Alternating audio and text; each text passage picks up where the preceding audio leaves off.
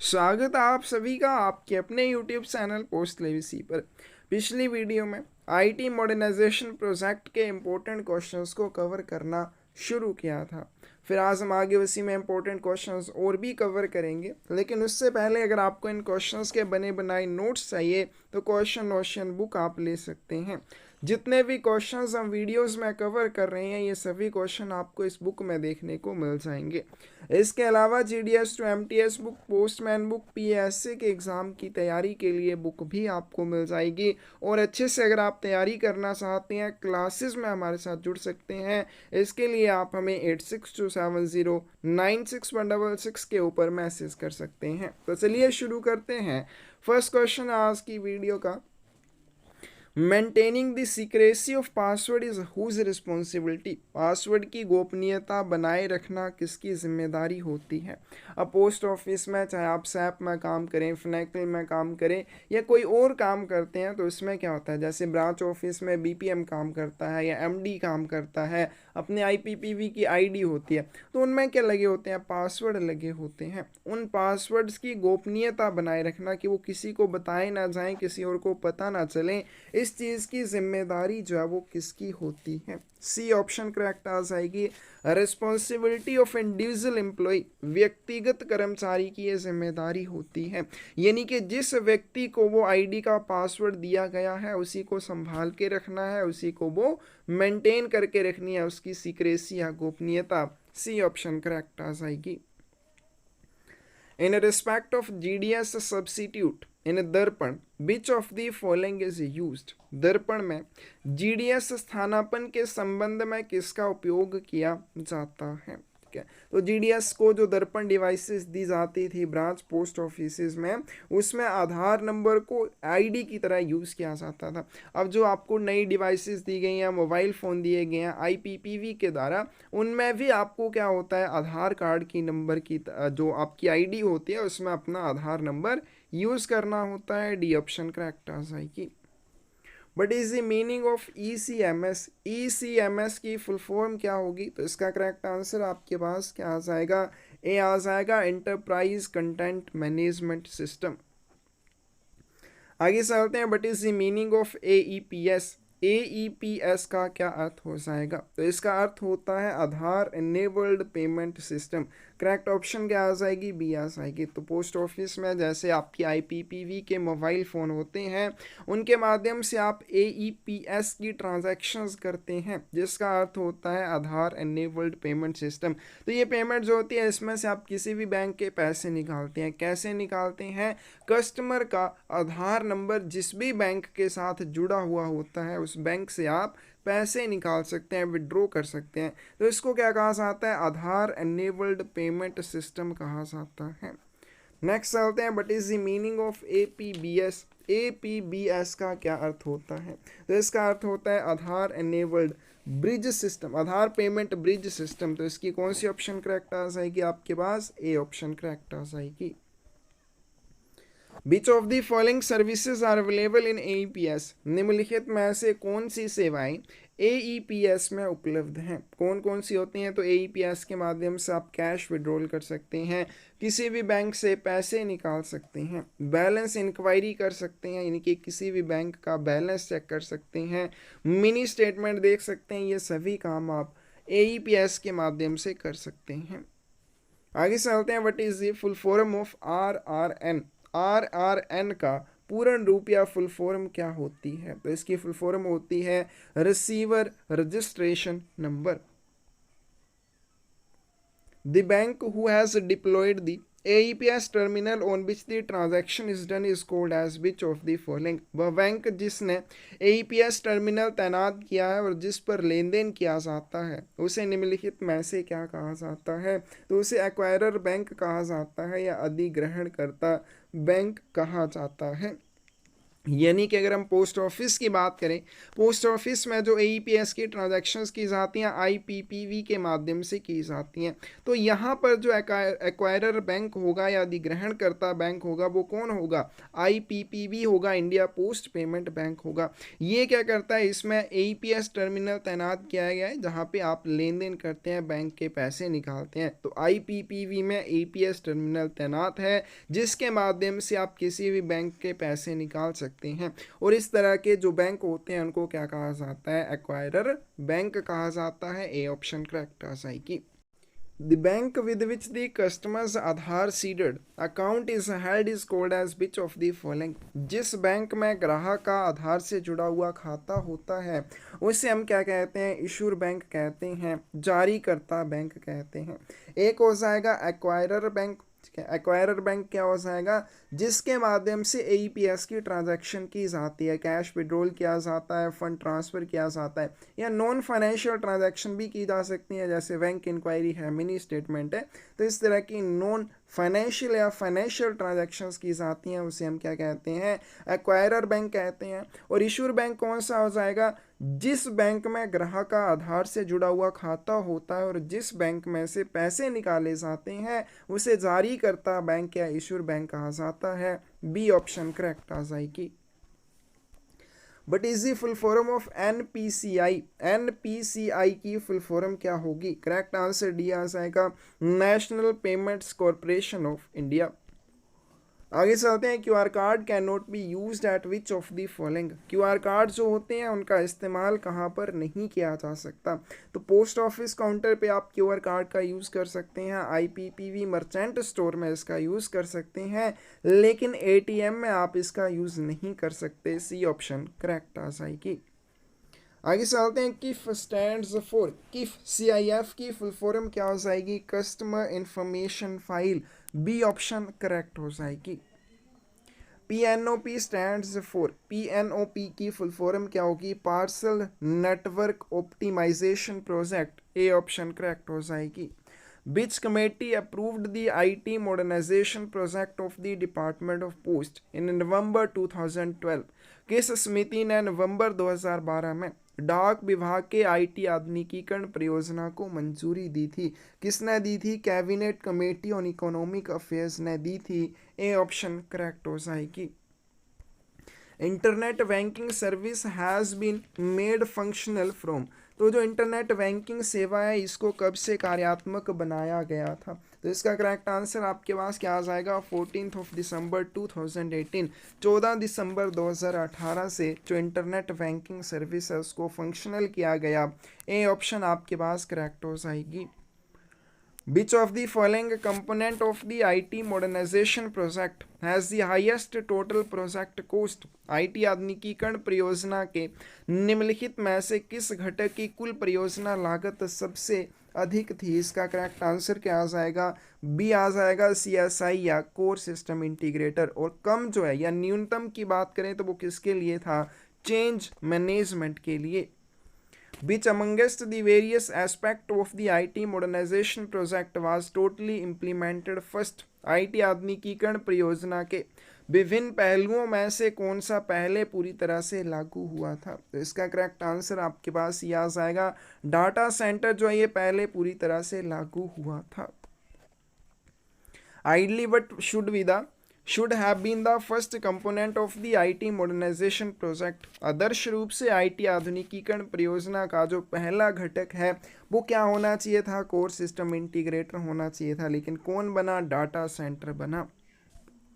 Under CSI, DOP has digitalized the finance and accounts and human resource management functions of the department online using which platform? CSI के तहत DOP ने किस platform का उपयोग करके विभाग के वित्त और लेखा और मानव संसाधन प्रबंधन कार्यों को ऑनलाइन डिजिटल कर दिया है? तो इसका करेक्ट आंसर क्या आ जाएगा, बी आ जाएगा, SAP बेस्ड। अब देखिए क्या हो जाएगा, जो CSI है किसके लिए सोल्यूशन इम्प्लीमेंट करता है, mail operation, retail, logistic, post philately, F&A, human resources, इन सभी के लिए क्या करता है, सोल्यूशन इम्प्लीमेंट करता है। और CSI जो है ये और क्या करता है, implement the enterprise resource planning ERR को भी क्या करता है, इम्प्लीमेंट करता है। तो इसका करेक्ट आंसर आपके पास क्या आ जाएगा, बी आ जाएगा, सैप के माध्यम से किया है। तो CSI में कोर सिस्टम इंटीग्रेटर में सैप के माध्यम से डाक विभाग ने क्या किया, सैप प्लेटफॉर्म का यूज़ करते हुए F&A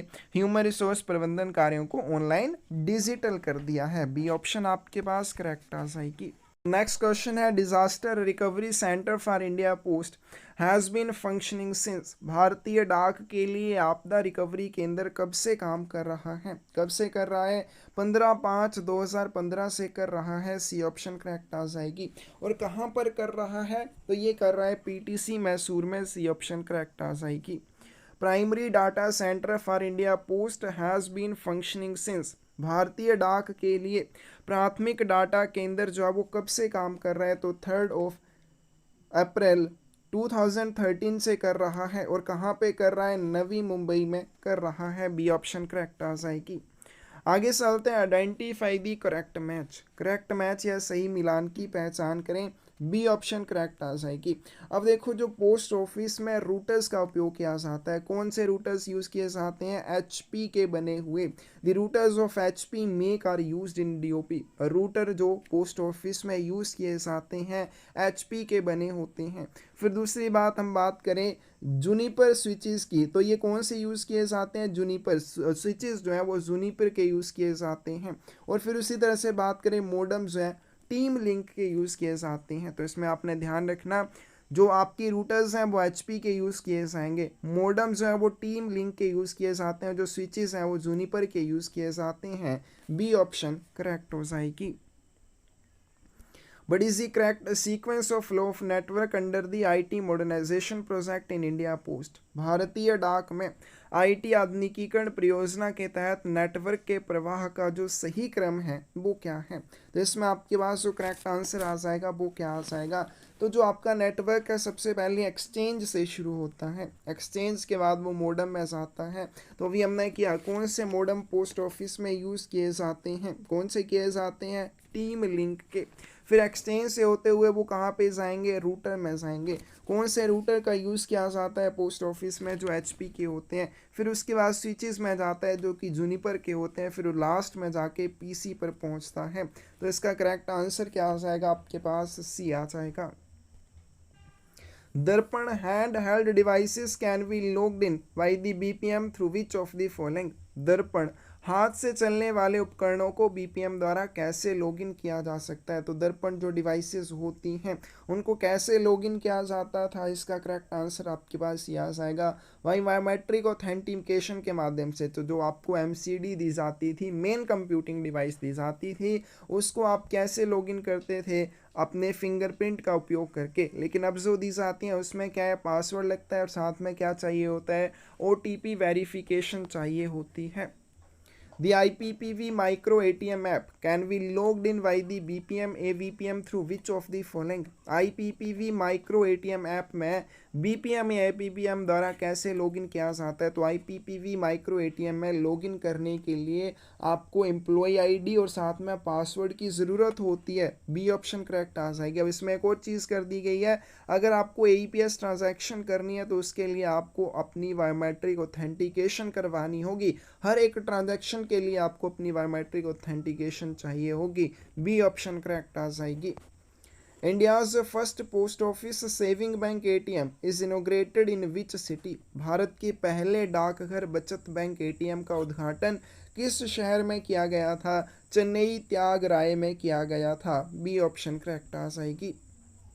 डेविगन task in is done in Darpan device in which of the following, Darpan device में जो डेविगन होता है वो कहाँ से किया जाता है, कहाँ से किया जाता है, डेमो बुकिंग ऐप से किया जाता है। बी ऑप्शन करेक्ट आ जाएगी।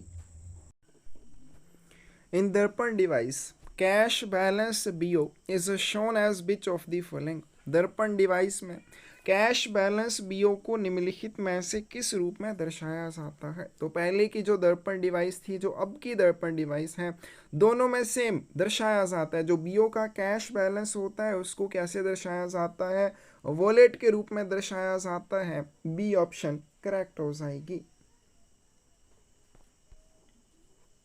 In दर्पण device leave can be applied by GDS in which of the following. Darpan device में GDS द्वारा छुट्टी का आवेदन जो वो कहाँ पर किया जा सकता है। डेमो बुकिंग ऐप में कर सकते हैं। बी ऑप्शन करेक्ट आ जाएगी। In CSI the 15-digit GL head of account is changed to GL code with।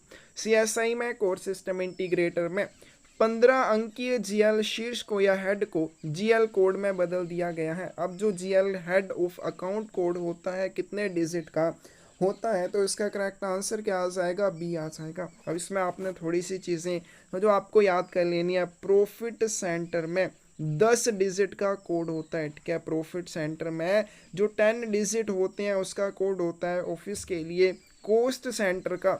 Coast centre में जो कोड होता है ऑफिस के लिए वो भी कितने डिजिट का होता है, 10।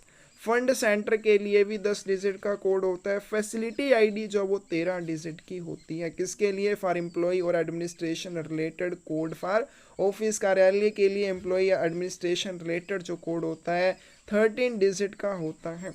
प्लांट आईडी की बात करें तो 4 डिजिट का कोड होता है।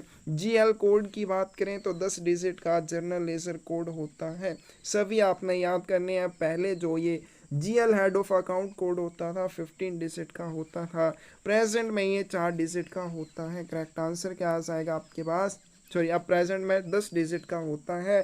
231 की बी ऑप्शन करेक्ट आ जाएगी। Which of the following is an offline application in CSI that is used in a post office। निम्नलिखित में से कौन सी CSI में एक ऑफलाइन एप्लीकेशन है जिसका उपयोग डाकघर में किया जाता है। ए ऑप्शन आपके पास करेक्ट आ जाएगी, point of cell.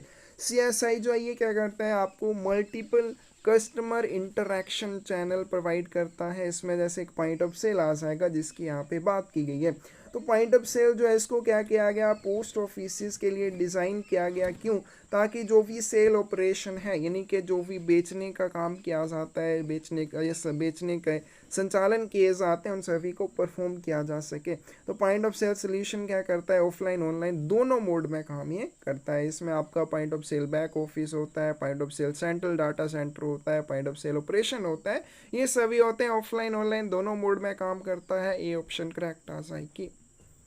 Under which segment of the project various trainings workshops were conducted to prepare all the employees of the department including Gramin Dak Sevaks to enable them to function effectively in the IT environment। परियोजना के किस खंड के तहत ग्रामीण डाक सेवकों सहित विभाग के सभी कर्मचारियों को IT वातावरण में प्रभावी ढंग से कार्य करने में सक्षम बनाने के लिए विभिन्न प्रशिक्षण कार्यशालाएं आयोजित की गई। तो IT मॉडर्नाइजेशन का कौन सा वो सेगमेंट था, change management. B option correct आ जाएगी। तो जो चेंज मैनेजमेंट स्ट्रीम था उसका क्या उद्देश्य था, IT मॉडर्नाइजेशन प्रोजेक्ट की इम्प्लीमेंटेशन के बाद विभाग में जो भी चेंजेस होने वाली थी उन चेंजेस में जो भी GDS हैं या विभाग के अन्य कर्मचारी हैं आराम से आसानी से काम कर सकें, उसके लिए उन्हें अलग अलग कार्यशालाएं प्रशिक्षण दिए गए। बी ऑप्शन करेक्ट आ जाएगी। In which year was the change management project was completed। परिवर्तन प्रबंधन परियोजना जो वो किस वर्ष पूरी हुई थी। करेक्ट आंसर क्या आ जाएगा आपके पास, ये आ जाएगा। ये जो प्रोजेक्ट है चेंज मैनेजमेंट 15 अक्टूबर 2012 को शुरू हुआ था। 2012 में ये शुरू हुआ और 2015 में इसको समाप्त कर दिया गया, कंप्लीट कर दिया गया। Under which segment of the project implementation of solutions for core banking and core insurance in post offices was done। डाक घरों में कोर बैंकिंग और कोर बीमा के समाधान का कार्यान्वयन परियोजना के किस खंड के तहत किया गया था। तो इसका करेक्ट आंसर क्या आ जाएगा आपके पास, यहाँ पे बी आ जाएगा, फाइनेंशियल सर्विसेज या फाइनेंशियल सिस्टम सर्विसेज इंटीग्रेटर के माध्यम से। और साथ में ये मल्टीपल डिलीवरी चैनल भी, जैसे इंटरनेट बैंकिंग है, मोबाइल बैंकिंग है, ATM है, IVR है या फिर SMS, ये सारी चीज़ें भी प्रोवाइड करेगा। Which segment of the project aim was to providing multiple delivery channels like internet banking, mobile banking, ATM, interactive voice response and SMS extra. तो ये भी मैंने बताया। परियोजना के किस खंड का उद्देश्य कई डिलीवरी चैनल यानी कि जैसे इंटरनेट बैंकिंग है, मोबाइल बैंकिंग है, ATM है, इंटरैक्टिव वॉइस रिस्पॉन्स सिस्टम है, SMS है, इन सभी को प्रदान करना था। करेक्ट ऑप्शन क्या आ जाएगी? बी आ जाएगी, फाइनेंशियल सर्विसेज इंटीग्रेटर का ये काम था, उसने ये सारी चीज़ें प्रोवाइड की। इसके अलावा कोर बैंकिंग और कोर इंश्योरेंस के लिए भी सोल्यूशन इम्प्लीमेंट किए। बी ऑप्शन करेक्ट आ जाएगी। Which segment of the project aim was to provide connectivity for each departmental post office location in order to ensure an uninterruptible network connectivity through one single wide area network? परियोजना के किस खंड का उद्देश्य एक एकल विस्तृत क्षेत्र नेटवर्क के माध्यम से निर्बाध बिना रुकावट वाले नेटवर्क कनेक्टिविटी सुनिश्चित करने के लिए प्रत्येक विभागीय डाकघर स्थान के लिए कनेक्टिविटी प्रदान करना था। तो इसका करेक्ट आंसर क्या आ जाएगा? डी आ जाएगा, नेटवर्क इंटीग्रेटर का। तो नेटवर्क इंटीग्रेटर का क्या काम था या क्या इसका उद्देश्य था? वाइड एरिया नेटवर्क के माध्यम से सभी पोस्ट ऑफिसेस को अनइंटरप्टिबल नेटवर्क कनेक्टिविटी प्रोवाइड करना। डी ऑप्शन करेक्ट आ जाएगी। Which segment of the project aim was to implementation of the solutions for mail operations, retail, logistic, post, finance and accounts, human resources and integration with other system integrators? परियोजना के किस खंड का उद्देश्य डाक संचालन, खुदरा, लॉजिस्टिक, पोस्ट, वित्त और लेखा, मानव संसाधन और अन्य सिस्टम इंटीग्रेटर के साथ एकीकरण के समाधान का कार्यान्वयन करना था? तो इसका करेक्ट आंसर आपके पास क्या आ जाएगा? सी आ जाएगा, core system integrator. Core system integrator किन चीज़ों के लिए सोल्यूशन इंप्लीमेंट करेगा? बार बार हमने कर लिया, मेल ऑपरेशन के लिए, रिटेल, लॉजिस्टिक, पोस्ट के लिए, फाइनेंस एंड अकाउंट के लिए, ह्यूमन रिसोर्सेज के लिए, या फिर बाकी जो इंटीग्रेटर्स हैं उनके साथ इंटीग्रेशन करने का काम भी इसी का था। सी ऑप्शन करेक्ट आ जाएगी। Through which of the following the department has digitalized all the postal mails and counter operations of the post offices on a single central server based platform? निम्नलिखित में से किसके माध्यम से विभाग ने डाकघरों के सभी डाक, मेल और काउंटर संचालन को एक ही केंद्रीय सर्वर आधारित प्लेटफॉर्म पर डिजिटल कर दिया है? तो इसका करेक्ट आंसर भी क्या आ जाएगा? ए आ जाएगा, core system integrator. Core system integrator ने किन चीज़ों के लिए सोल्यूशन प्रोवाइड किए? अभी हमने पहले क्वेश्चन किया, ठीक है, mail operation, retail, logistic, post, human resources, फिर उसके बाद फाइनेंस एंड अकाउंट, उसके बाद और जो सिस्टम इंटीग्रेटर्स हैं उनके साथ इंटीग्रेशन जो की गई वो भी इसके माध्यम से की गई। उसके अलावा ये सारी चीज़ें भी आ जाएंगी, पोस्टल, मेल, काउंटर ऑपरेशन, इन सभी को डिजिटल करके single central server based platform के ऊपर किसने डिजिटलाइज किया? तो वो भी कोर सिस्टम इंटीग्रेटर आ जाएगा। आगे चलते हैं। विच of the following will implement the solutions for male operations, retail, logistic, post and human resources? तो यह भी हमने कर लिया, क्या आ जाएगा? कोर सिस्टम इंटीग्रेटर आ जाएगा। तो कोर सिस्टम इंटीग्रेटर ने इन सभी के लिए समाधान लागू किए। आगे चलते हैं। विच segment of the project aim was implementation of the solution for integrating all the FSI और CSI applications to branch post offices? परियोजना के किस खंड का उद्देश्य सभी FSI और CSI अनुप्रयोगों को शाखा डाकघरों में एकीकृत करने के लिए समाधान का कार्यान्वयन था?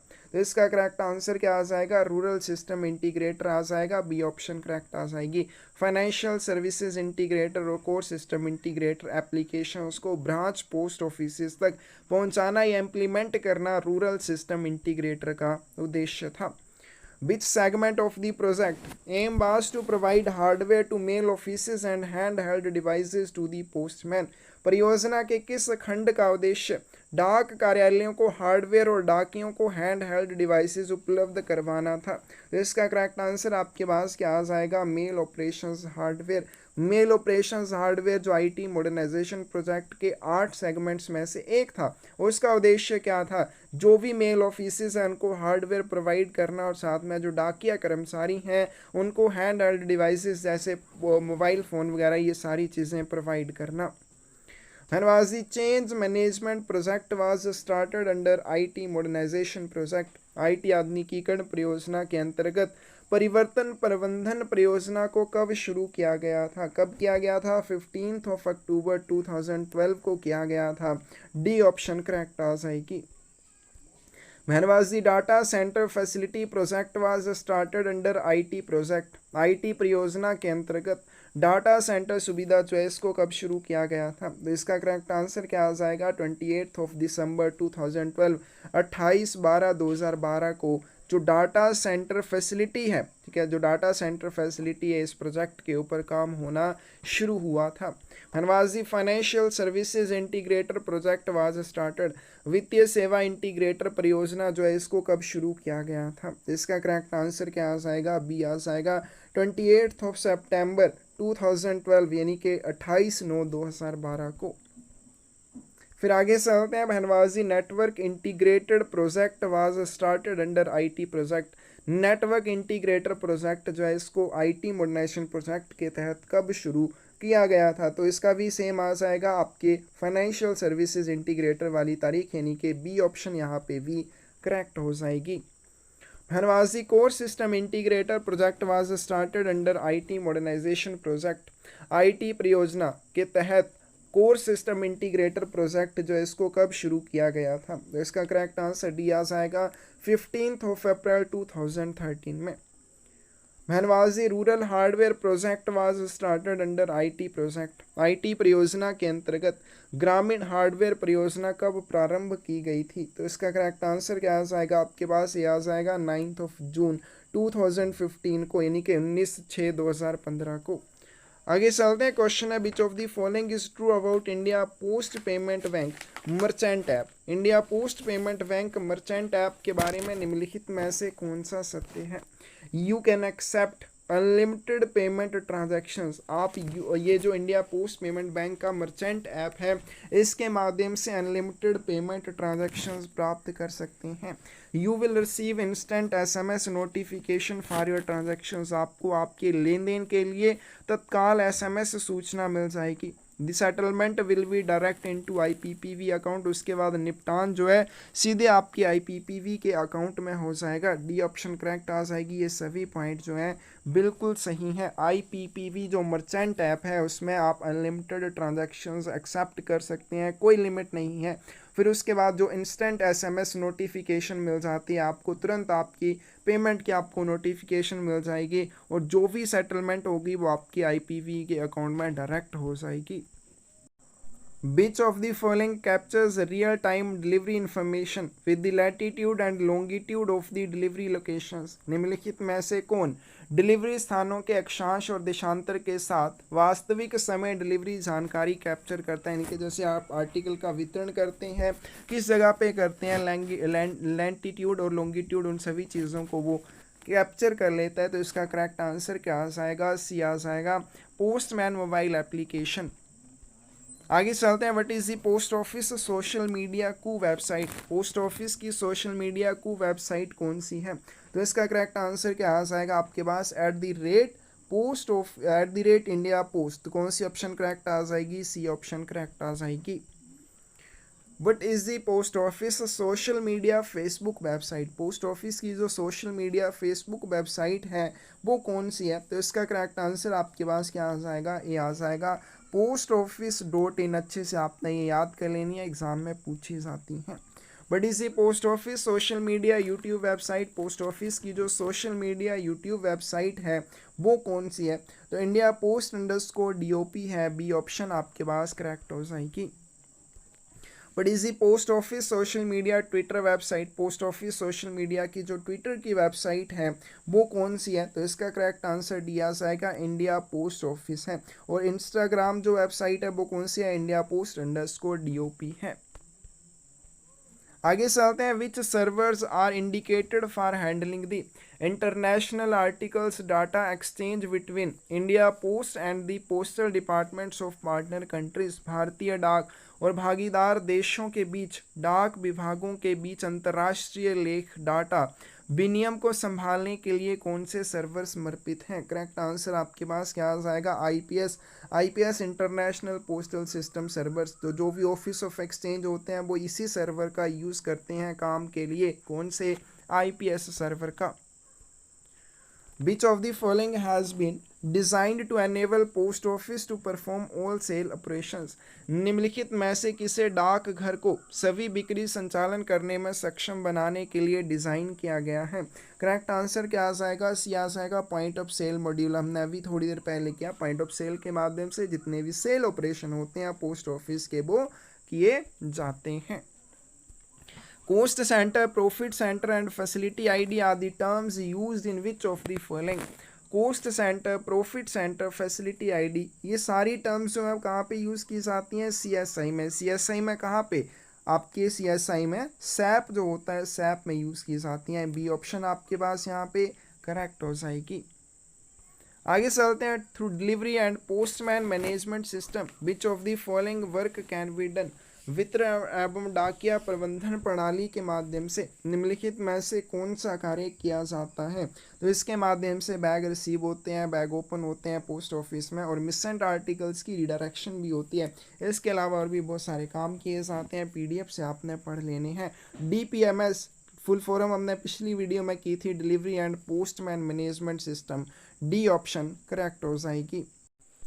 Through delivery and postman management system, which of the following works can be done? वितरण एवं डाकिया प्रबंधन प्रणाली के माध्यम से निम्नलिखित में से कौन सा कार्य किया जा सकता है? डीपीएमएस के माध्यम से बैग रिसीव किए जाते हैं, खोले जाते हैं, मिसेंट आर्टिकल्स की डायरेक्शन की जाती है।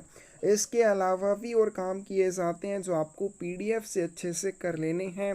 डी ऑप्शन करेक्ट आ जाएगी। Each counter operator is allocated with the teller cash ID with how many digits?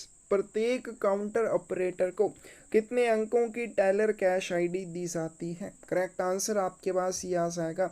इसमें जो 8 डिजिट रहेंगे वो सोल आईडी के रहेंगे, सर्विस आउटलेट आईडी के रहेंगे, और जो 4 डिजिट हैं वो एक्स्ट्रा दिए जाएंगे। फनेकल में क्या होता है?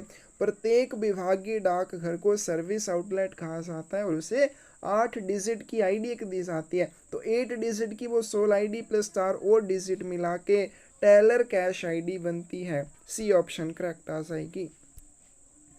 Eight the end of the day teller cash should be, otherwise end of the day could not be performed for the SOL. यदि दिन के अंत में टेलर कैश कितना नहीं है तो सोल में यानी सर्विस आउटलेट के लिए आप डे एंड नहीं कर सकते। तो टेलर कैश जो है वो क्या होना चाहिए? इक्वल टू 0 होना चाहिए। सी ऑप्शन करेक्ट आ जाएगी। Through which module bag closing and dispatching for all circles will be done? सभी सर्किलों के लिए बैग क्लोज करना और डिस्पैच करना किस मॉड्यूल के माध्यम से किया जाता है? करेक्ट आंसर आपके पास भी आ जाएगा। IPVS India post visibility system के माध्यम से किया जाता है। Through which module the supervisor will do verification in case of insured article received? बीमित वस्तु प्राप्त होने पर पर्यवेक्षक किस मॉड्यूल के माध्यम से उसका सत्यापन करेगा?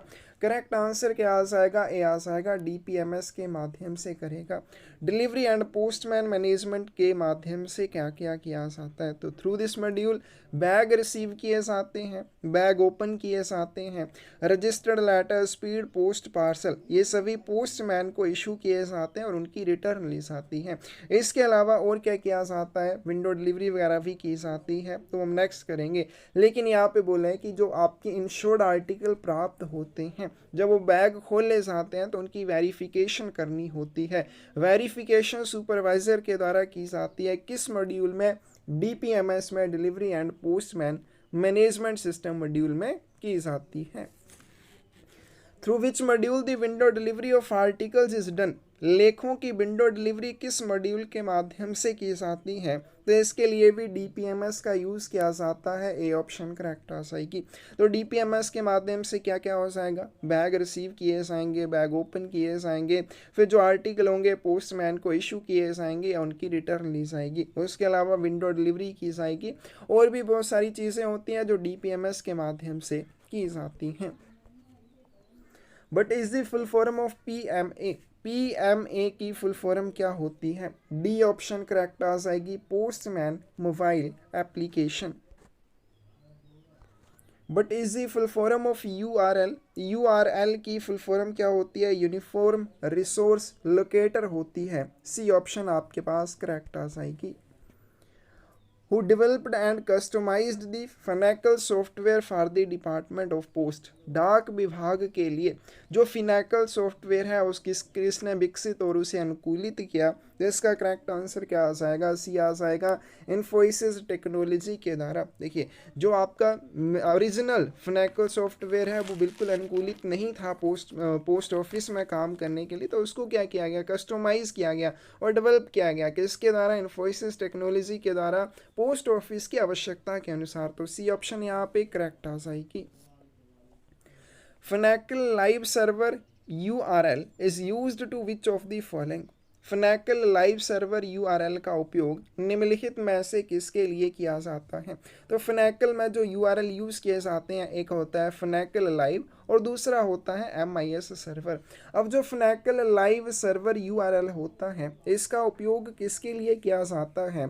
It is used to do daily transactions. इसका उपयोग दैनिक लेन देन करने के लिए किया जाता है। और किसके लिए किया जाता है? It is used to generate current day report. इसका उपयोग किसके लिए किया जाता है? वर्तमान दिन की रिपोर्ट तैयार करने के लिए भी किया जाता है। तो Finacle लाइव सर्वर URL का यूज़ किया जाता है डेली ट्रांजैक्शंस करने के लिए और करंट डे की रिपोर्ट जनरेट करने के लिए। तो कौन सी ऑप्शन आपके पास करेक्ट आ जाएगी?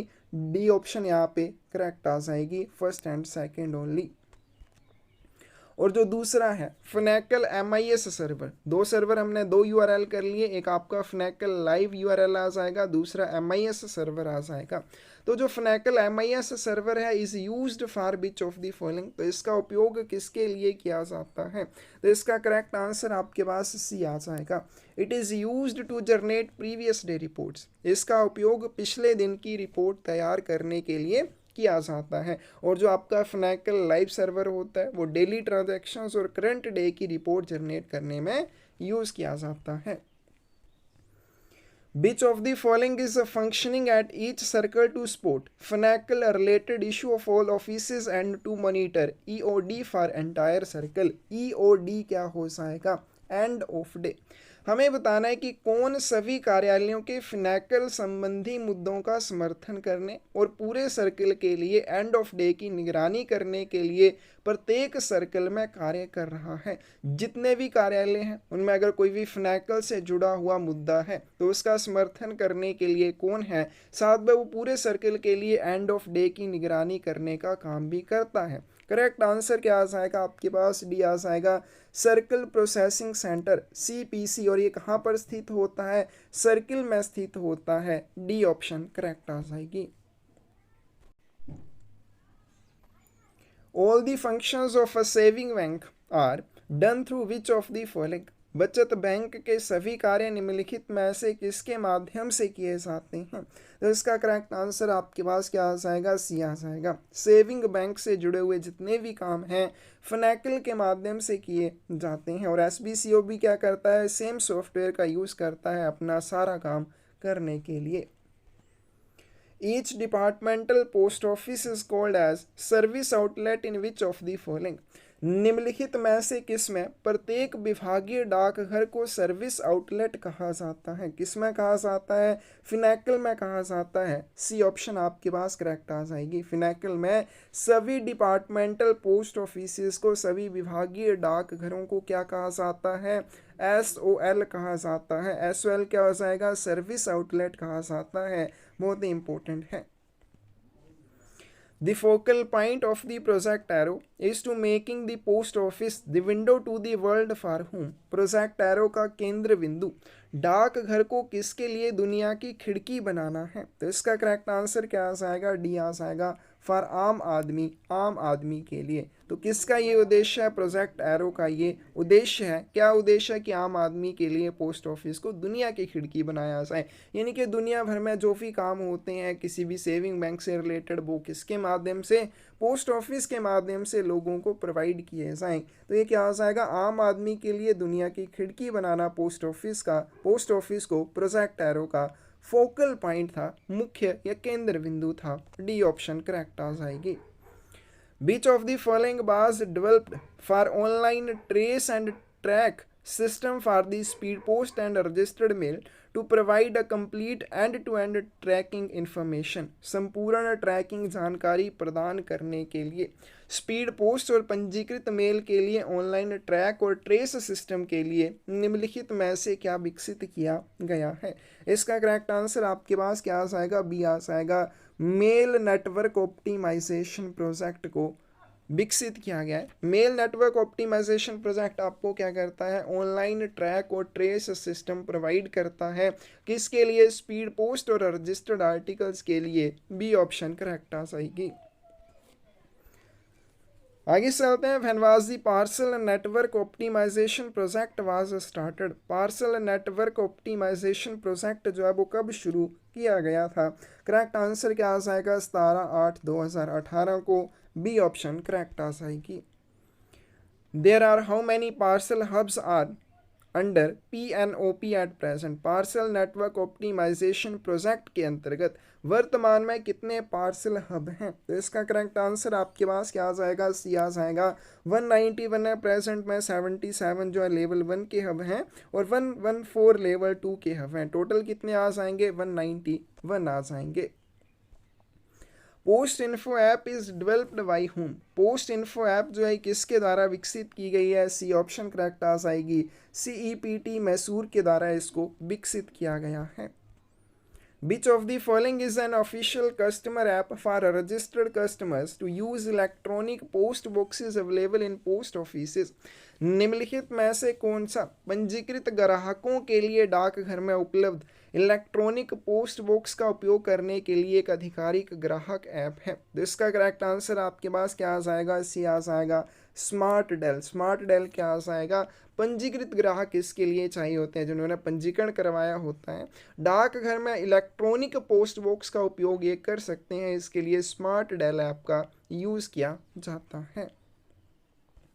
आगे चलते हैं। हम यहाँ पे IT मॉडर्नाइजेशन प्रोजेक्ट 2.0 के क्वेश्चन से शुरू करेंगे और यहाँ से आपके 4 क्वेश्चन आने की पूरी संभावना है। ये 20 से 25 क्वेश्चन आप करेंगे तो 4 से 5 क्वेश्चन आपके एग्जाम में यहीं से आएंगे। और इसके अलावा एक और वीडियो हमारी IT मॉडर्नाइजेशन प्रोजेक्ट की बनेगी जिसमें और भी कुछ इंपॉर्टेंट क्वेश्चन जो IT मॉडर्नाइजेशन प्रोजेक्ट 1.0 के बचे हुए हैं उनको कवर करेंगे। फर्स्ट है यहाँ पे हमारे पास when the cabinet had approved IT project 2.0?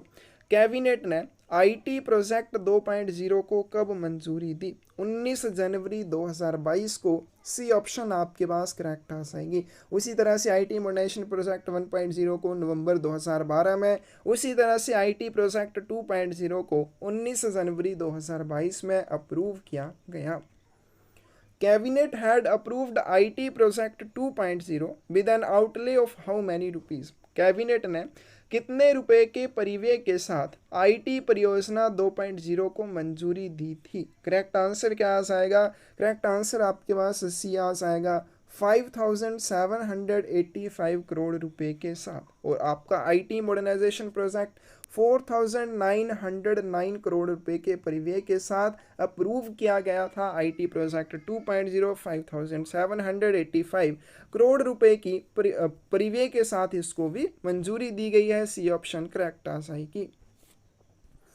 Cabinet had approved IT Project 2.0 on 19th of January 2022 with an outlay of rupees 5,785 crore to be incurred for a period of how many years? Cabinet ने 19 जनवरी 2022 को IT project 2.0 को मंजूरी दी। अभी हमने ये question कर लिया जिसमें कितने वर्षों की अवधि के लिए 5,785 करोड़ रुपए का खर्च आएगा। इसका करेक्ट आंसर क्या होगा? आपके पास डी होगा। 8 वर्षों के लिए ये जो 5,785 करोड़ रुपए की राशि है इसका खर्च किया जाएगा। डी ऑप्शन करेक्ट हो जाएगी।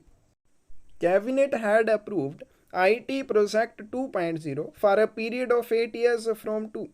कैबिनेट ने कब से लेके कब तक 8 वर्षों की अवधि के लिए आईटी प्रोजेक्ट 2.0 को मंजूरी दी। अभी हमने कर लिया कि टोटल 8 वर्षों की अवधि के लिए 5,785 करोड़ रुपए का खर्च किया जाएगा।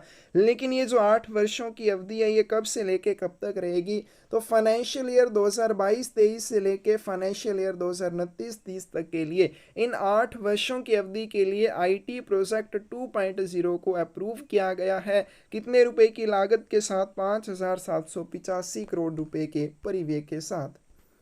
According to IT Project 2.0, there will be no dual structure and only with single structure to be used for banking, insurance and other financial needs. IT Project 2.0 के अनुसार कोई दोहरी संरचना नहीं होगी और बैंकिंग, बीमा और अन्य वित्तीय जरूरतों के लिए केवल किस एकल संरचना का उपयोग किया जाएगा? तो आईटी प्रोजेक्ट 2.0 में बोला गया कोई भी ड्यूअल स्ट्रक्चर इसमें नहीं होगा। आगे इनके पोस्ट ऑफिसेज में जो भी काम होगा उसके लिए ड्यूअल स्ट्रक्चर नहीं होगा। जितनी भी बैंकिंग सेवाएं हैं, जितनी भी बीमा से जुड़ी सेवाएं हैं या जितनी भी अन्य वित्तीय ज़रूरतें हैं उनके लिए क्या रहेगा? सिंगल स्ट्रक्चर का यूज़ किया जाएगा या फिर एकल संरचना का उपयोग किया जाएगा। और ये जो सिंगल स्ट्रक्चर है कौन सा रहेगा? तो इसका करेक्ट आंसर आपके पास ये आ जाएगा, India post payment bank structure रहेगा। तो आईटी प्रोजेक्ट 2.0 के अनुसार पोस्ट ऑफिस में कोई भी ड्यूल स्ट्रक्चर नहीं होगा, दोहरी संरचना नहीं होगी। जितनी भी बैंकिंग, बीमा और अन्य वित्तीय ज़रूरतें हैं उन सभी के लिए सिंगल स्ट्रक्चर का यूज़ किया जाएगा और वो single structure India post payment bank रहेगा। सी ऑप्शन करेक्ट आ जाएगी। According to the IT Project 2.0, which of the following will be the domain of the Department of Post? IT Project 2.0 के अनुसार निम्नलिखित में से कौन सा डाक विभाग का कार्य क्षेत्र होगा? एक आपके आ जाएंगे आईपीपीबी में कुछ काम, दूसरे कुछ जहाँ पोस्ट ऑफिस में काम होंगे। पोस्ट ऑफिस की डोमेन या मुख्य जो कह सकते हैं आप कार्य क्षेत्र वो क्या रहेगा? तो इसका करेक्ट आंसर आपके पास भी आ जाएगा, कोर पोस्टल ऑपरेशन जो है ये किस में रहेगा? आपके पास पोस्ट ऑफिस की डोमेन रहेगा। तो according to IT project 2.0, which of the following will be the domain of the department of post? तो आईटी प्रोजेक्ट 2.0 के अनुसार निम्नलिखित में से कौन सा डाक विभाग का मुख्य कार्य क्षेत्र रहेगा? तो कोर पोस्टल ऑपरेशन के मुख्य जो डाक परिचालन या संचालन है वो पोस्ट ऑफिस की डोमेन रहेगा। बाकी जो है वो किस में आ जाएंगे? आईपीपीवी में आ जाएंगे। तो यहाँ पे ये बहुत इंपॉर्टेंट है कि आईटी प्रोजेक्ट 2.0 के अनुसार पोस्ट ऑफिस का जो कार्यक्षेत्र रहेगा, पोस्ट ऑफिस का कार्यक्षेत्र किस चीज़ से जुड़ा होगा? कोर पोस्टल ऑपरेशन से जुड़ा होगा। पोस्ट ऑफिस में जो बाकी काम किया जाता है, चाहे वो बैंकिंग का है चाहे वो इंश्योरेंस का है, वो किसके अंडर चला जाएगा? आईपीपीवी के अंडर चला जाएगा। बी ऑप्शन करेक्ट हो जाएगी। According to IT Project 2.0, the postal operations will be domain of the Department of Post. IT Project 2.0 के अनुसार जैसे हमने अभी किया कि जो कोर पोस्टल ऑपरेशन है, मुख्य डाक संचालन है, वो पोस्ट ऑफिस की क्या रहेगा? डोमेन रहेगा या कार्यक्षेत्र रहेगा। बाकी जो भी ऑपरेशन है या बाकी जो भी संचालन है will be merged with which of the following? तो किसके साथ विलय कर दिया जाएगा या किसके साथ उसको मर्ज कर दिया जाएगा? For providing a more integrated inclusive financial and other services to the customers. अब देखो जो मुख्य डाक संचालन है वो किसके डाक विभाग के कार्य क्षेत्र में आएगा। बाकी जितने भी कार्य हैं या बाकी जितने भी ऑपरेशन हैं उनको क्या किया जाएगा? किसके साथ हमने बताना है? मर्ज किया जाएगा, ताकि ग्राहकों को अधिक एकीकृत समावेशी वित्तीय और अन्य सेवाएं प्रदान की जा सकें। तो इसका करेक्ट आंसर आपके पास क्या आ जाएगा? डी आ जाएगा। तो इंडिया पोस्ट पेमेंट बैंक के साथ बाकी जो भी ऑपरेशंस होंगे उनको मर्ज कर दिया जाएगा और पोस्ट ऑफिस का जो मुख्य कार्यक्षेत्र रहेगा वो किससे जुड़ा होगा? पोस्टल ऑपरेशन के किससे जुड़ा होगा? वो जो भी पोस्टल ऑपरेशन है या डाक संचालन है उससे जुड़ा होगा। Which committee is empowered to modify the financial and physical parameters of the IT Project 2.0 which does not lead to substantial change in the scope? किस समिति को आईटी परियोजना 2.0 के वित्तीय और भौतिक मानदंडों को संशोधित करने का अधिकार है जिससे कार्यक्षेत्र में पर्याप्त बदलाव नहीं होता है। हमें बताना है आईटी परियोजना 2.0 के जो वित्तीय और भौतिक मानदंड हैं उनको संशोधित करने का अधिकार किसके पास है। जिन वित्तीय और भौतिक मानदंडों को संशोधित करने से कार्यक्षेत्र में या डोमेन में कोई भी ज़्यादा बदलाव ना होगा, किस समिति के पास इनको संशोधित करने का अधिकार रहेगा। सी ऑप्शन आपके पास करेक्ट आ जाएगी। संचालन समिति या स्टीयरिंग कमेटी के पास ये अधिकार रहेगा। Under IT Project 2.0, the decisions made by the steering committee of version 1.0 to transfer the contract management to IPPV for which of the following, बहुत ही ज़्यादा इंपॉर्टेंट क्वेश्चन है। IT प्रोजेक्ट 2.0 के तहत क्या हुआ, जो स्टीयरिंग कमेटी है वर्जन 1.0 की यानी कि आईटी मॉडर्नाइजेशन प्रोजेक्ट जो नवंबर 2012 में अप्रूव हुआ, उसकी जो स्टीयरिंग कमेटी है उसके द्वारा डिसीजन लिया गया कि जो कॉन्ट्रैक्ट मैनेजमेंट है, हमें बताना किस किस का कॉन्ट्रैक्ट मैनेजमेंट जो है आईटी प्रोजेक्ट 2.0 को ट्रांसफर कर दिया जाए। तो आईटी प्रोजेक्ट 2.0 के तहत निम्नलिखित में से किसके लिए अनुबंध प्रबंधन को आईपीपीवी में स्थानांतरित करने के लिए संस्करण 1.0 की संचालन समिति द्वारा निर्णय लिए गए। यानी कि आपका आईटी मॉडर्नाइजेशन प्रोजेक्ट जो 1.0 है उसकी स्टीयरिंग कमेटी ने डिसीजन लिए, क्या डिसीजन लिए कि आईटी प्रोजेक्ट 2.0 के तहत कौन कौन से कॉन्ट्रैक्ट मैनेजमेंट आईपीपीवी को ट्रांसफ़र कर दिए जाएंगे। तो इसका करेक्ट आंसर इसमें एक तो डाटा सेंटर को ट्रांसफ़र कर दिया जाएगा, ये हम कर चुके हैं कि कौन सी डेट से आगे कौन डाटा सेंटर को हैंडल करेगा। नेटवर्क बैंकिंग, नेटवर्क इंश्योरेंस, इन सभी को डी ऑप्शन आपके पास करेक्ट आ जाएगी। तो आईटी प्रोजेक्ट 1.0 की जो स्टीयरिंग कमेटी थी, संचालन समिति थी, उसने आईटी प्रोजेक्ट 2.0 के तहत ये डिसीजन लिया कि जो भी आपके डाटा सेंटर, नेटवर्क बैंकिंग और नेटवर्क इंश्योरेंस है, इनके कॉन्ट्रैक्ट मैनेजमेंट आईपीपीवी को ट्रांसफ़र कर दिए जाएंगे। डी ऑप्शन करेक्ट हो जाएगी। According to the IT Project 2.0, which of the following will be the IPPV tracks?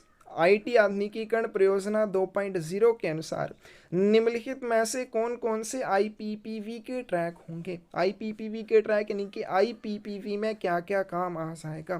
तो इसमें क्या आ जाएंगी, बैंकिंग और इंश्योरेंस आ जाएगी, इसमें रूरल हार्डवेयर डिवाइसेस आ जाएगी। अब देखो जो रूरल हार्डवेयर डिवाइसेस है उसमें क्या आ जाएगा, जो भी मेल ऑफिस है उनको हार्डवेयर देना, या पोस्टमैन स्टाफ है, या जो भी आपके ब्रांच ऑफिस के स्टाफ है उनको हैंड हेल्ड डिवाइसेस देना। तो ये सारे किस्म आईपीपीवी ट्रैक्स में आ जाएंगे। ये जो काम है अब कौन करेगा, आईपीपीवी करेगा, इंडिया पोस्ट पेमेंट बैंक करेगा। IT infra fraud and risk management का काम भी किसके द्वारा, आईपीपीवी के द्वारा अपने हाथ में लिया जाएगा। यानी कि आईपीपीवी आगे इसके लिए कॉन्ट्रैक्ट देगा, किसको देना है वो आईपीपीवी की मर्जी रहेगी। तो इसका करेक्ट आंसर आपके पास 287 का क्या आ जाएगा, डी आ जाएगा। उपरोक्त सभी क्या हो जाएंगे, उपरोक्त सभी आईपीपीवी के ट्रैक हो जाएंगे। आपने याद रखने हैं डीओपी के ट्रैक क्या होंगे और आईपीपीवी के ट्रैक क्या होंगे। According to the IT Project 2.0, which of the following will be the DOP tracks? IT project 2.0 के अनुसार निम्नलिखित में से कौन से डीओपी ट्रैक होंगे। यानी कि डीओपी में क्या क्या आ जाएगा, तो इसमें postal end point of sale आ जाएगा, अकाउंटिंग और बैक ऑफिस इसमें रहेगा, फील्ड नेटवर्क और पोस्टल हार्डवेयर, ये सब किस में आ जाएगा, डीओपी ट्रैक्स में आ जाएगा। डी ऑप्शन इसमें करेक्ट आ जाएगी। अगर नहीं समझ आ रहे हैं क्वेश्चन तो थ्योरी वाले जो लेक्चर दिए हैं उनको एक बार पढ़ लेना। अगर थ्योरी वाले लेक्चर देख लोगे तो ये आपको अच्छे से समझ आ जाएंगे कि इनमें क्या कहा गया है, क्यों कहा गया और कौन क्या काम संभालने वाला है। डी ऑप्शन यहाँ पे 288 की करेक्ट हो जाएगी।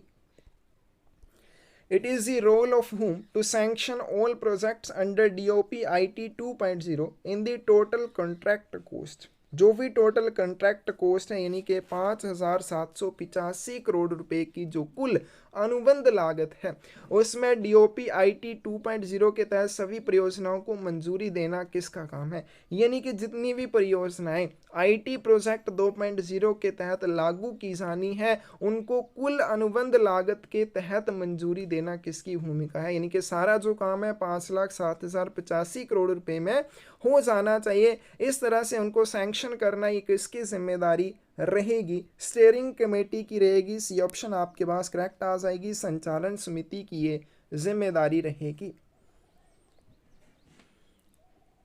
विच of the following are roles of the IT project, stating नहीं आएगा यहाँ पे, स्टीयरिंग कमेटी आएगा।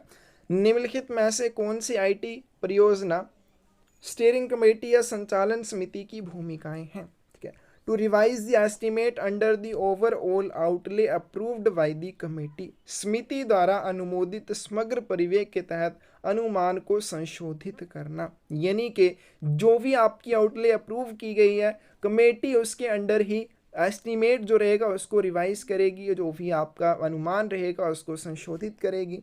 To have the required degree of flexibility to modify the financial and physical parameters of the project which does not lead to substantial change in the scope। उसके बाद परियोजना के वित्तीय और भौतिक मानदंडों को संशोधित करने के लिए लचीलेपन की आवश्यक डिग्री होना, जिससे कार्यक्षेत्र में महत्वपूर्ण कोई भी बदलाव ना हो। अब जितने भी क्या है वित्तीय और भौतिक मानदंड संशोधित किए जाएंगे उनको इस तरह से संशोधित करना है कि जो कार्यक्षेत्र है जैसे काम किया जाता है उसमें कोई ज़्यादा महत्वपूर्ण बदलाव नहीं होना चाहिए। इस चीज़ का ध्यान रखना भी स्टीयरिंग कमेटी या संचालन समिति का काम रहेगा। To monitor and review the implementation of the project and ensure timely project completion, परियोजना के कार्यान्वयन की निगरानी करना। ठीक है, तो क्या करना है, जो इम्प्लीमेंटेशन हो रही है यानी कि जो इम्प्लीमेंट किया जा रहा है उसके ऊपर रिव्यू करना और साथ में क्या है टाइमली प्रोजेक्ट कंप्लीट हो जाए इस बात को सुनिश्चित करना भी स्टीयरिंग कमेटी का काम रहेगा। कौन सी ऑप्शन करेक्ट आ जाएगी आपके पास? डी ऑप्शन करेक्ट आ जाएगी। उपरोक्त सभी IT प्रोजेक्ट की जो स्टीयरिंग कमेटी है उसके रोल रहेंगे, डी ऑप्शन आपके पास करेक्ट आ जाएगी।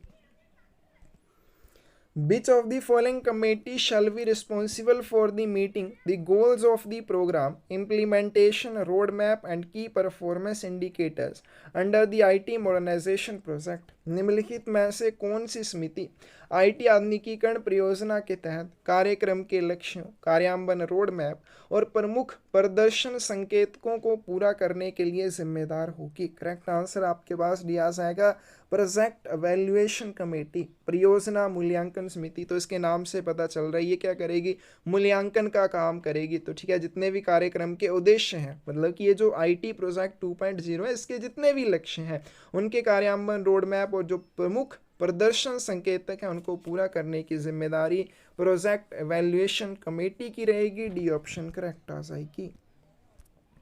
विच committee will manage conflicts and resolve them?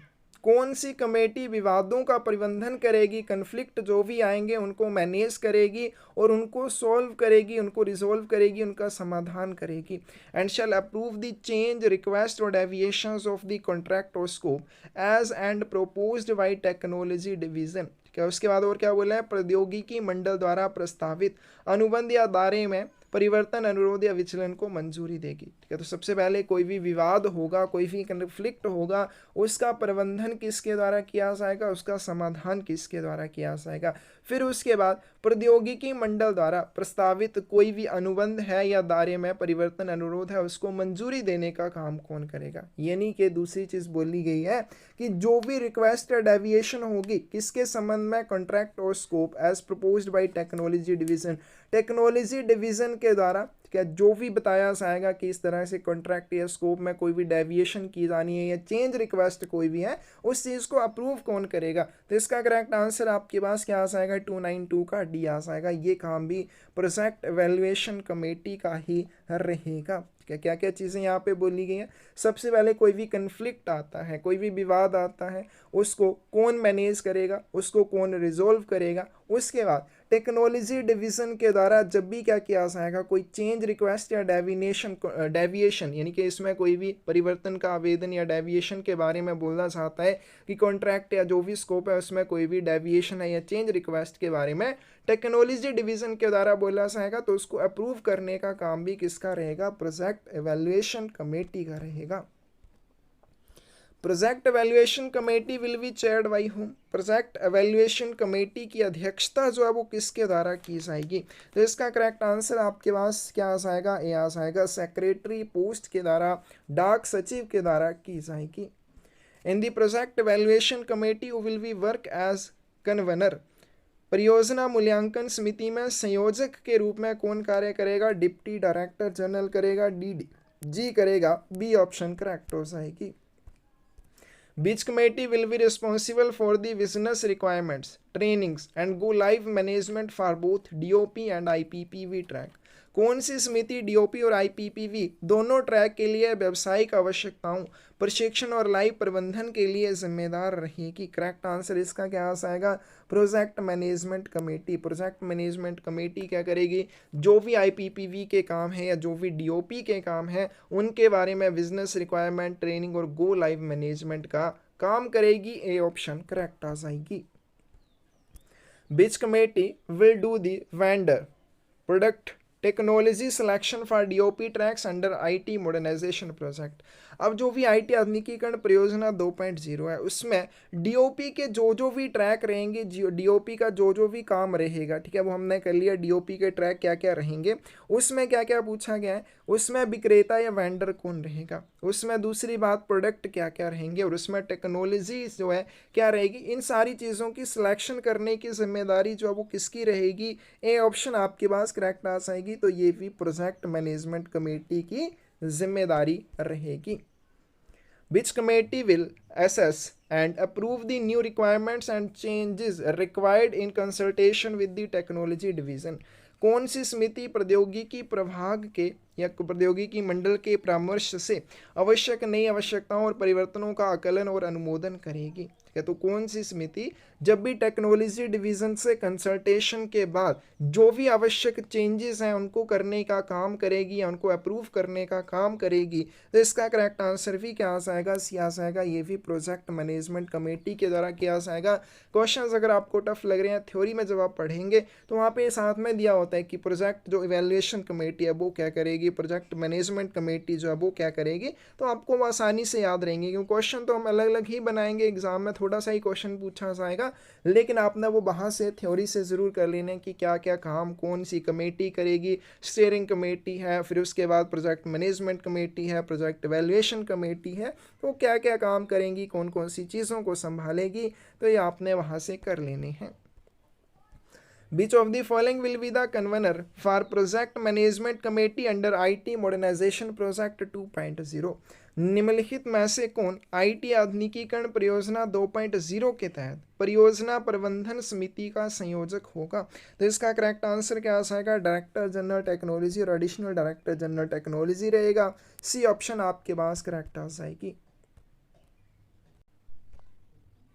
Which of the following will be convener for project management committee under IT modernization project? हमने कर लिया, कौन रहेगा?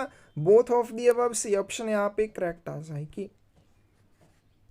आगे चलते हैं। Which of the following will assist the project management committee in preparation of scope of work with evaluation and master service agreement? निम्नलिखित में से कौन कार्य के दायरे, बोली मूल्यांकन और मास्टर डाटा या मास्टर सेवा समझौते की तैयारी में परियोजना प्रबंधन समिति की सहायता करेगा? तो जो प्रोजेक्ट मैनेजमेंट कमेटी है वो क्या करेगी? तैयारी करेगी स्कोप ऑफ वर्क की विद इवैल्यूएशन और मास्टर डाटा एग्रीमेंट के लिए। तो इसमें प्रोजेक्ट मैनेजमेंट कमेटी की असिस्टेंस कौन करेगा, सहायता कौन करेगा? तो इसका करेक्ट आंसर आपके पास डी आ जाएगा। Centre for excellence in postal technology EPT के द्वारा उनकी ये सहायता की जाएगी।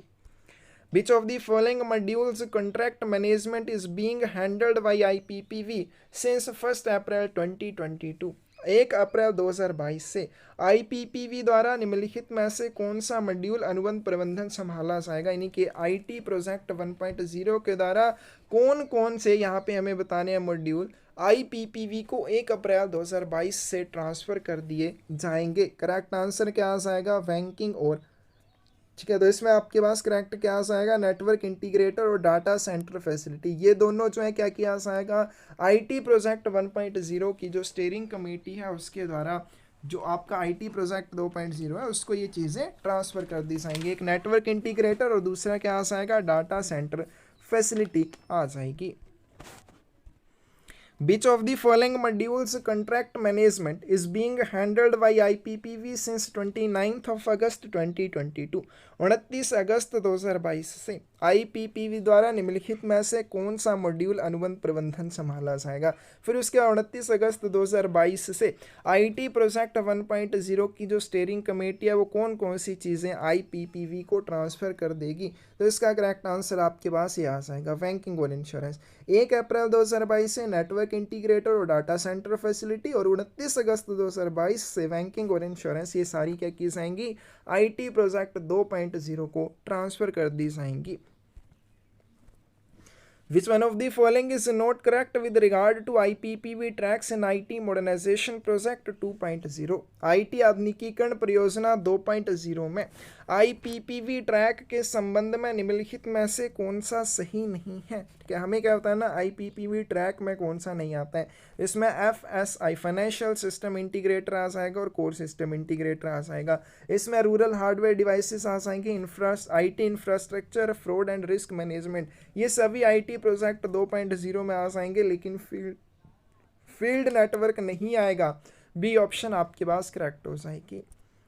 Which one of the following is not the DOP track under IT modernization project 2.0? निम्नलिखित में से कौन सा IT आधुनिकीकरण परियोजना 2.0 के तहत DOP का ट्रैक नहीं होगा। तो DOP में क्या क्या आ जाएगा, फील्ड नेटवर्क और पोस्टल हार्डवेयर आ जाएगा, अकाउंटिंग और बैक ऑफिस मैनेजमेंट आ जाएगी, पॉइंट ऑफ सेल आ जाएगी। लेकिन रूरल हार्डवेयर डिवाइसेस जो है IPPV के द्वारा आपको प्रोवाइड की जाएंगी IT प्रोजेक्ट 2.0 के अनुसार। तो ये इसमें IPPV ट्रैक में क्या आ जाएगा, FSI और CSI आ जाएगा, रूरल हार्डवेयर डिवाइसेस आ जाएंगी, IT infrastructure, fraud and risk management आ जाएगी। उसी तरह से DOP ट्रैक में फील्ड नेटवर्क और पोस्टल हार्डवेयर। ठीक है, तो IPP में रूरल हार्डवेयर डिवाइसेस आएंगी और DOP ट्रैक में पोस्टल हार्डवेयर आ जाएगा, अकाउंटिंग और बैक ऑफिस मैनेजमेंट और पॉइंट ऑफ सेल आ जाएंगे DOP ट्रैक में। सी ऑप्शन करेक्ट हो जाएगी। Which one of the following committee is not the part of IT modernization project 2022? निम्नलिखित में से कौन सी समिति IT आधुनिकीकरण परियोजना 2022 का हिस्सा नहीं है। तो इसका करेक्ट आंसर क्या आ जाएगा, डी आ जाएगा, प्रोजेक्ट इम्प्लीमेंटेशन कमेटी। इस तरह की कोई कमेटी नहीं है। इसमें क्या है, प्रोजेक्ट मैनेजमेंट कमेटी है, स्टीयरिंग कमेटी है, प्रोजेक्ट एवेल्युएशन कमेटी है, लेकिन प्रोजेक्ट इम्प्लीमेंटेशन कमेटी नहीं है। Which one of the following committee is the owner of tracks and shall ensure rollout operations and management of applications?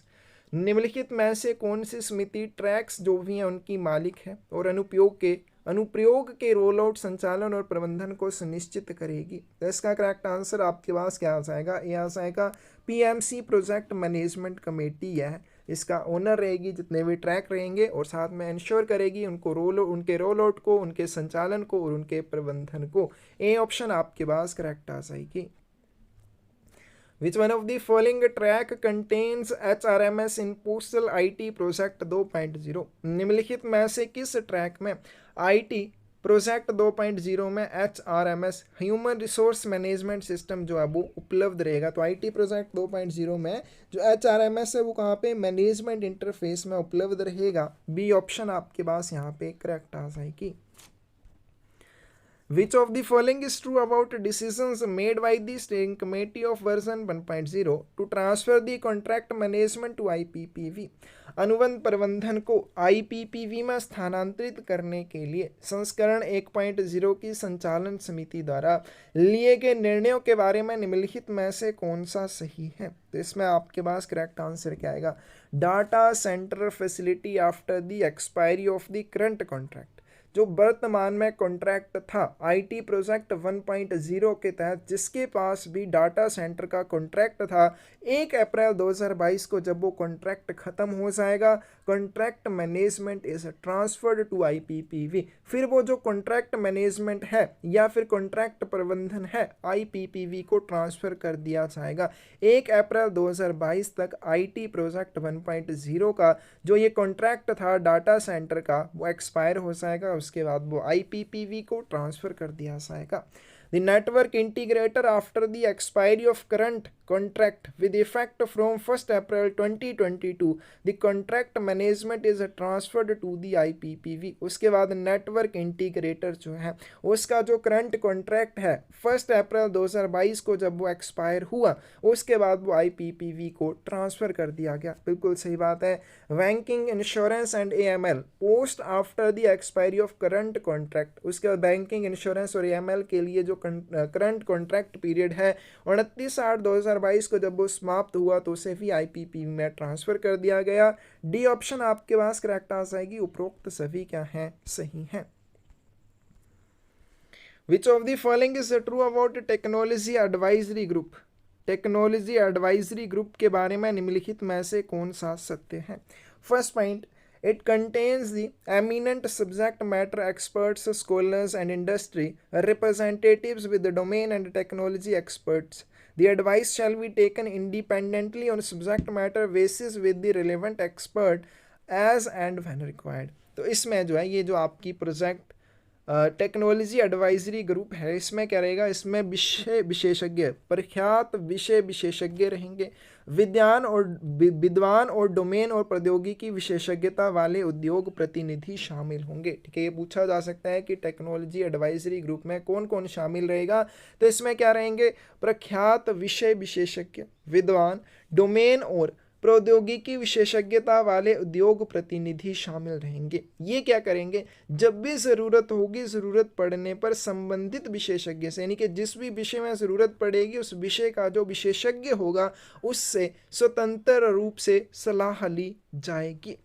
It will work to give advice to DOP on technical matters of respective fields like artificial intelligence, machine learning, cloud computing, network optimization, फिर उसका solution architecture, design validation, startup collaboration, new technology induction and industry and international corporation. फिर उसके बाद ये artificial intelligence, machine learning, cloud computing, network optimization, solution architecture, design validation, startup सहयोग, नई तकनीक induction और उद्योग और अंतर्राष्ट्रीय सहयोग जैसे संबंधित क्षेत्रों के तकनीकी मामलों पर DOP को सलाह देगा। कौन कौन से मामलों में ये DOP की सलाह देगा, ये सभी मामले आपने याद कर लेनी है।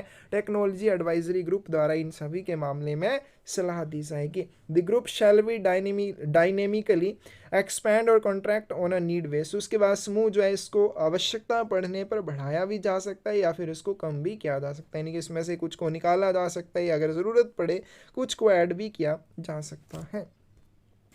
The group shall be constituted by the secretary post. उसके बाद समूह का जो गठन है वो सचिव द्वारा किया जाएगा। जो डाक सचिव होंगे वो टेक्नोलॉजी एडवाइजरी ग्रुप को संगठित करेंगे। The steering committee members can also be part of technology advisory group. उसके बाद जो स्टीयरिंग कमेटी है, संचालन समितियां, उसके जो मेंबर रहेंगे वो भी इस ग्रुप में शामिल होंगे। ई ऑप्शन यहाँ पे करेक्ट आ जाएगी। उपरोक्त सभी क्या हैं? बिल्कुल सही हैं। Which committee shall invite the respective committees IPPV, NIC, etc. whose solutions are being reviewed? कौन सी समिति उन संबंधित समितियों IPPV, NIC आदि को आमंत्रित करेगी जिनके समाधानों की समीक्षा की जा रही है? तो इसका करेक्ट आंसर आपके पास सी आ जाएगा, प्रोजेक्ट एवेल्युएशन कमेटी करेगी। Beyond March 2022, the department will forward the IT infrastructure maintenance, upgradation and technology refresh through which of the following? मार्च 2022 के बाद विभाग निम्नलिखित में से किसके माध्यम से IT अवसंरचना, रखरखाव, उन्नयन और प्रौद्योगिकी नवीकरण को आगे बढ़ाएगा?